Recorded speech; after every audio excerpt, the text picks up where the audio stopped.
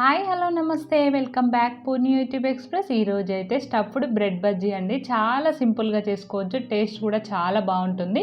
ఇలా స్టఫింగ్తో చేసుకోవడం వల్ల మనకి ఏ చట్నీస్ అవసరం లేదు, ఇలా డైరెక్ట్గా తిన్నా చాలా సూపర్గా ఉంటాయి. ఇప్పుడు ప్రాసెస్లోకి వెళ్దాం. కోసం ఒక పెద్ద బౌల్ తీసుకొని దాంట్లోకి 1 కప్పు శనగపిండిని వేసుకోండి.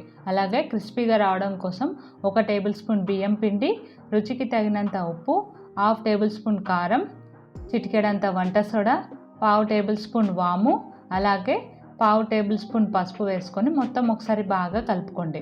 వాము వేయడం వల్ల శనగపిండి కదా మంచిగా డైజెషన్ అవుతుంది. ఇప్పుడు కొద్దిగా వాటర్ పోసుకుంటూ ఉండలు లేకుండా కలుపుకోండి. వాటర్ అనేది కొద్దిగా పోసుకుంటూ కలుపుకోండి. ఇలా ఉండలు లేకుండా ఈ పిండి కన్సిస్టెన్సీ అనేది మరీ థిక్గా కాకుండా లూజ్గా కాకుండా ఈ కన్సిస్టెన్సీలో ఉండాలి. ఇలా పిండిని తయారు చేసి పెట్టుకున్నాం కదా. ఇప్పుడు బ్రెడ్స్ ఇక్కడ నేను మిల్క్ బ్రెడ్ తీసుకున్నానండి, చిన్న సైజువి. ఏ సైజు అయినా తీసుకోవచ్చు, మిల్క్ బ్రెడ్ అయితే చాలా బాగుంటుంది. ఇప్పుడు వీటిని ఇలా ట్రయాంగిల్ షేప్లో కట్ చేసుకోవాలి. ఏ షేప్లో అయినా కట్ చేసుకోవచ్చు, మన ఇష్టం అది. ఇలా నేను ట్రయాంగిల్ షేప్లో కట్ చేసి తీసుకున్నాను బ్రెడ్స్ అన్నింటినీ.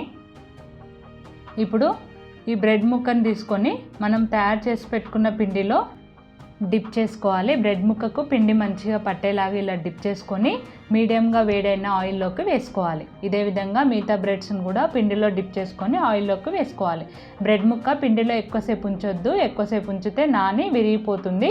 ఇలా డిప్ చేసిన వెంబడే ఆయిల్లోకి వేసుకోవాలి. స్టవ్ అనేది మీడియం ఫ్లేమ్లోనే పెట్టుకొని మంచి గోల్డెన్ బ్రౌన్ కలర్ వచ్చేంత వరకు వీటిని డీప్ ఫ్రై చేసుకొని ప్లేట్లోకి తీసుకోవాలి. ఇదే విధంగా మిగతా బ్రెడ్స్ని కూడా మంచి కలర్ వచ్చేంత వరకు ఇలా డీప్ ఫ్రై చేసుకొని ప్లేట్లోకి తీసుకోవాలి. ఇప్పుడు మన బ్రెడ్ బజ్జీలు అనేది రెడీ అయిపోయింది కదా. ఇప్పుడు వీటిలోకి స్టఫింగ్ని తయారు చేసుకుందాం. ఒక బౌల్ తీసుకొని దాంట్లోకి ఒక మీడియం సైజ్ ఉల్లిగడ్డని ఇలా చిన్న ముక్కలుగా కట్ చేసి తీసుకోండి.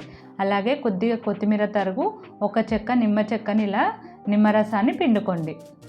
ఇప్పుడు ఇది ఒకసారి బాగా కలిసేలా కలుపుకోండి. ఇప్పుడు ఈ స్టఫింగ్ని పక్కకు పెట్టుకోండి. ఇప్పుడు మన బ్రెడ్ బజ్జీని తీసుకొని నైఫ్తో ఇలా మధ్యలోకి కట్ చేసుకోండి.